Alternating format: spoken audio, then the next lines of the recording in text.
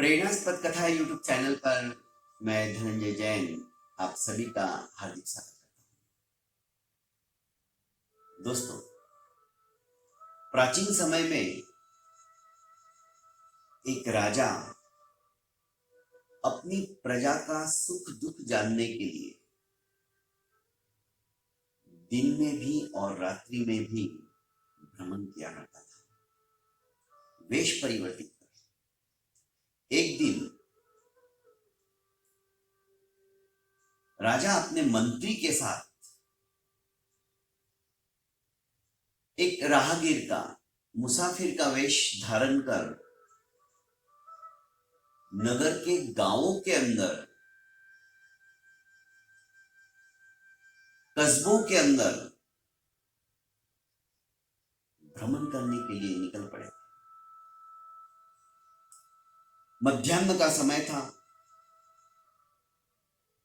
राजा और मंत्री दोनों ही थककर चूर हो चुके थे। एक पेड़ के नीचे बैठे अचानक उनका ध्यान एक पनिहारी की तरफ जाता है जो कुएं के ऊपर पानी भरने के लिए आती है। राजा और मंत्री को प्यास तो लगी थी। राजा ने कहा, पहले मैं जाकर अपनी प्यास बुझाता हूं और देखता हूं वो पनिहारी का आचार विचार, उसका व्यवहार, उसके अंदर करुणा भाव है या नहीं है, समझ के आता। राजा पहुंच गए उस कुएं के ऊपर और कहने लगे, बहन, मैं बहुत प्यासा हूं, क्या तुम मुझे पानी पिला सकती हो? उस स्त्री एक क्षण के लिए राजा को निर्निमेष दृष्टि से देखने लगी और परखने की कोशिश करने लगी। उस स्त्री ने देखा यह कोई बड़ा आदमी दिखता है और शायद वेश परिवर्तन कर हमारे नगर की देखरेख करने को तो नहीं आया।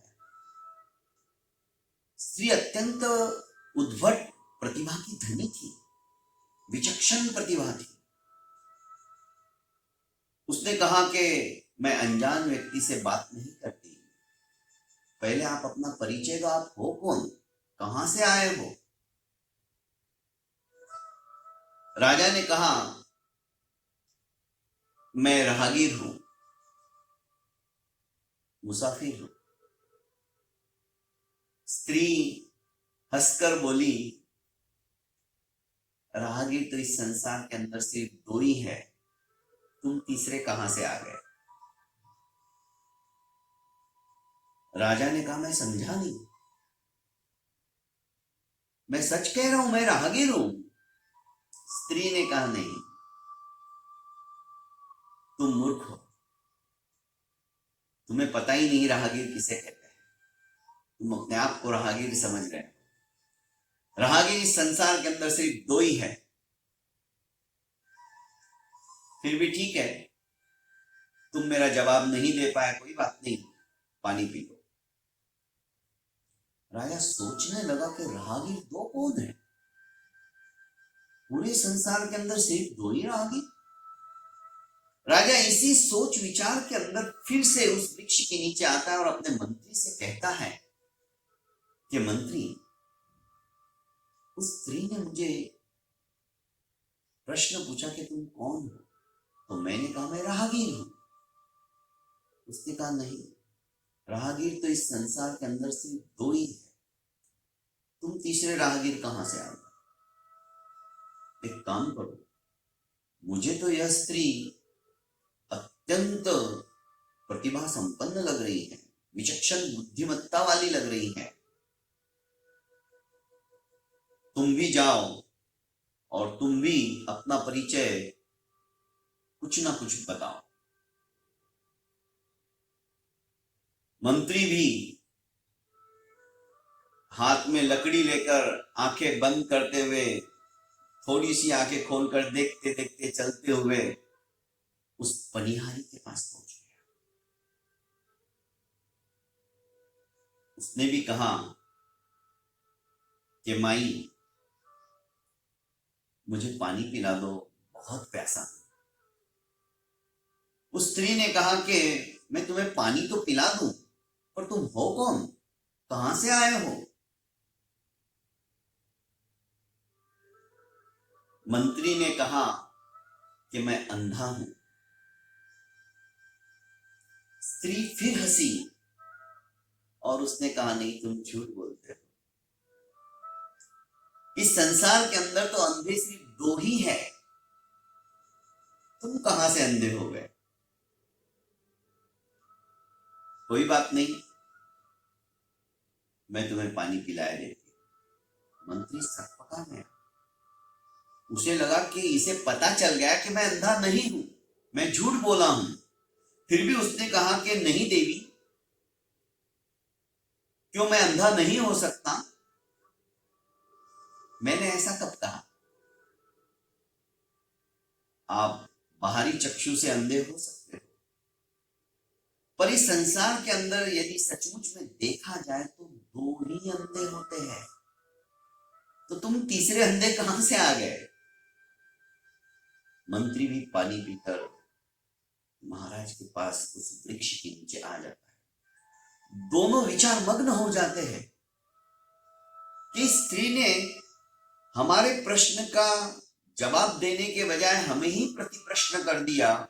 हमने जब इसे कहा कि मैं राहगीर हूं, मैं अंधा हूं, तो इसने कहा कि नहीं, अंधे कोई और है, राहगीर कोई और है, और वे सिर्फ दो ही है। महाराज और मंत्री दोनों अपने महल में आ जाते हैं। राजसभा के अंदर आने के पश्चात वे कहते हैं कि उस अमुक गांव के अंदर जाओ, और हम देख के आए हैं, हमने चुपके से उस स्त्री का पीछा किया था जब वो पानी भर के वापस अपने घर गई। उस घर के ऊपर हमने निशान किया है स्वास्तिक का। उस स्त्री को ससम्मान राज दरबार के अंदर लेके आओ। दूसरे दिन 4 सिपाही सुंदर सी पालकी लेकर उस महिला के वहां पर पहुंचते हैं। महिला समझ जाती है कि हो ना हो जो कल राहगीर आए थे और जो अपने आप को अंधा कह रहे थे, वो राजा या मंत्री ही होने चाहिए। वह सर्ष उनके साथ अपने पति को लेकर डोली में बैठकर राज दरबार में पहुंच जाती है। महाराज ने समस्त सभासदों को, जो भी वहां पर बैठे हुए थे, उस स्त्री का सवाल उनके समक्ष रख दिया और कहा कि हम वेश परिवर्तन कर राज्य के निवासियों का सुख दुख जानने हेतु, उनके क्रियाकलाप जानने के लिए नगर के और नगर के बाहर का वातावरण समझने के लिए हम लोग हमेशा भ्रमण करते हैं। तो इस स्त्री ने मुझे पूछा कि तुम कौन हो? तो मैंने कहा मैं राहगीर हूं। तो इन्होंने कहा कि राहगीर तो सिर्फ दो ही होते हैं, तुम तीसरे कहां से आ गए? और मंत्री ने कहा कि मैं अंधा हूं, क्योंकि ये अंधे की एक्टिंग करते हुए उनके पास पानी पीने के लिए पहुंचा था। तो इसने कहा कि अंधे तो सिर्फ संसार में दो ही है, तुम तीसरे कहां से आ गए? तो मैं आप सभी से पूछना चाहता हूं, इसका समीचीन उत्तर क्या है? आप मुझे बताइए। सभी अपने दिमाग के ऊपर जोर देने लगे, पर कोई भी समीचीन उत्तर नहीं दे पाए। अंततोगत्वा राजा ने उस महिला से कहा कि बहन, तुम सचमुच में बहुत बुद्धिमान, क्या हम जान सकते हैं? हम रात दिन, पूरा दिन हम सोचते रहे और पूरी रात हम सोचते रहे, पर हमें तुम्हारे इन सवालों का जवाब नहीं मिला। हम जानना चाहते थे कि वे दो राहगीर कौन हैं और वे दो अंधे कौन हैं। स्त्री ने कहा कि राजन, आप महान हो, आप प्रजा वत्सल्य हो, प्रजा के सुख दुख को जानने के लिए वेश परिवर्तन कर आप भ्रमण करते रहते हो, ये बहुत अच्छी बात है, पर एक साधारण सवाल का जवाब आपको नहीं पता, यह जानकर मुझे दुख भी हुआ। इसीलिए देवी, हमने आपको यहां पर आमंत्रित किया है। महिला ने कहा कि महाराज,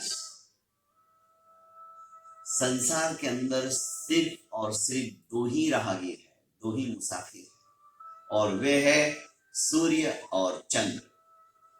अहर्निश प्रतिदिन वे चलते रहते, चरई वेती। इसलिए मैंने कहा कि आप तीसरे राहगीर कहां से आ गए? राहगीर तो सिर्फ वही है।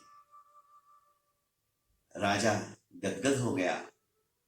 और आपने कहा कि अंधे भी दो ही है, उसका क्या उत्तर है? हाँ, अंधे दो ही है, वो है काम और क्रोध। काम के अंदर भी मनुष्य अंधा हो जाता है, जिसे कामांध कहते हैं, और क्रोध के आने के पश्चात भी व्यक्ति अंधा हो जाता है, क्रोधांध। ये दो अंधे जबरदस्त है। आंखों से अंधा कोई अंधा नहीं होता है, पर क्रोधाभिभूत होकर जो अंधा हो जाता है, वो अंधा भयंकर अंधा है। वो अपना हिताहित तक नहीं सोचता है।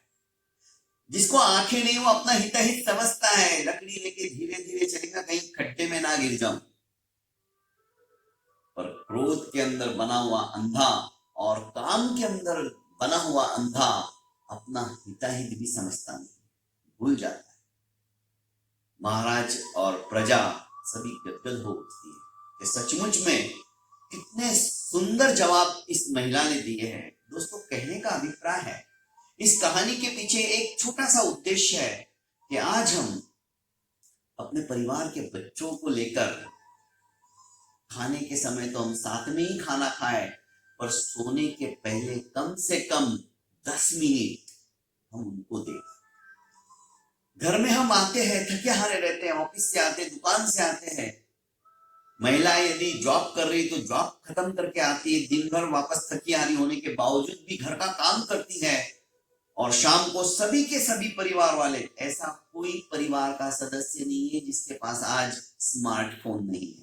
सबके पास है। सब अपने अपने फोन में व्हाट्सएप पे, टेलीग्राम पे, ट्विटर पे,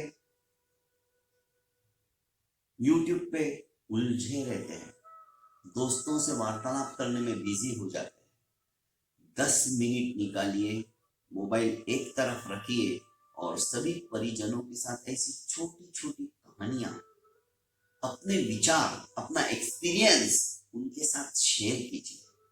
आपके द्वारा किया हुआ एक्सपीरियंस, आपने जो जो गलतियां की है, आपका बच्चा वो गलतियां ना करे इसकी उनको समझ दीजिए। आपने आज क्या गलत कर दिया उनके साथ वो भी शेयर कीजिए, ताकि वो गलती आगे वो ना करे भविष्य में। और इसी तरह से ज्ञानवर्धक बातों को छोटी छोटे वार्तालाप के बीच में, किस्सों के द्वारा, कहानियों के द्वारा, रूपक के द्वारा आप उन्हें बताते जाइए। उनके जीवन के अंदर परिवर्तन आएगा, उनका जीवन स्वच्छ, अच्छ और निर्मल बनेगा, विचक्षण बुद्धि के वे धनी बनेंगे। दोस्तों, बहुत बहुत धन्यवाद। मेरी इस YouTube चैनल की कहानियां आपको अच्छी लगती है तो ज्यादा से ज्यादा इसे लाइक कर शेयर करते रहिएगा। बहुत बहुत